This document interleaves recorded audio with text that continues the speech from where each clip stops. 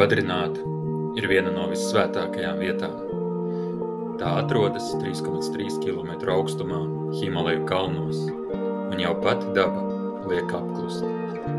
Galvenais templis piesaista miljoniem apmeklētāju un ir katra indieša sapņu galamērķis. Tas veltīts dievam Višnu, kurš šeit meditējis tūkstošiem gadu.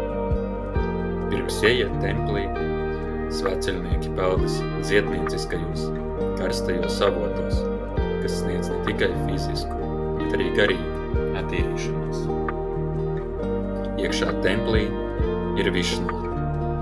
Tas nav vienkārši tēls. Kaut kas mūžīgs skatās tevī cauri gadsimtiem.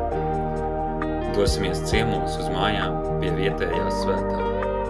Saņemsim viņa svētību, zināšanas un iespējams atbildes uz saviem jautājumiem.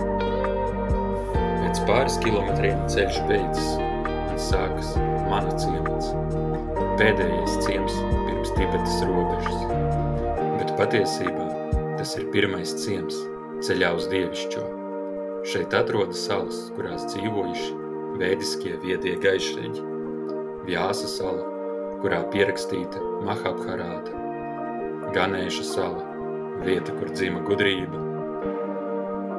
Un tad Sarasvatī, upes sākums. Upe parādās no kalnu vidus, rūc ar spēcīgu balsi. Tas ir viens no svētās Gangas pirmsākumiem.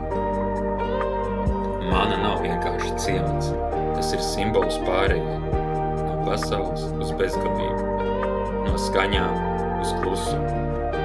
Te mīt vietējā cilts, kas atšķiras ar izskatu, ar apģērbu. Savukārt mums, neredzamā, bet sajūtamā klātbūtnē, atrodas pasaules dižāko svēto skolotāju Himaleju mājas. Ceļojums uz Badrinātu un Manu nav tikai kalnu pārgājiens. Tā ir tikšanās ar sava es, svēto būtību. Tu ej cauri tūkstošiem gadu atmiņām, tu elpo gaisu, kurā dzīvo mūžīgie, nemirstīgie svētie. Tu skaties sniegotajos kalnos, kas redzējuši bezgalīgo klusumu. Un tad tu saproti, templis nav tikai ārpusē, Dievs mīt tevī. Sarasvatī upe tek caur tavām dzīslām, un ciema pēdējā māja ir tava apziņas robeža, aiz kuras viss kļūst viens.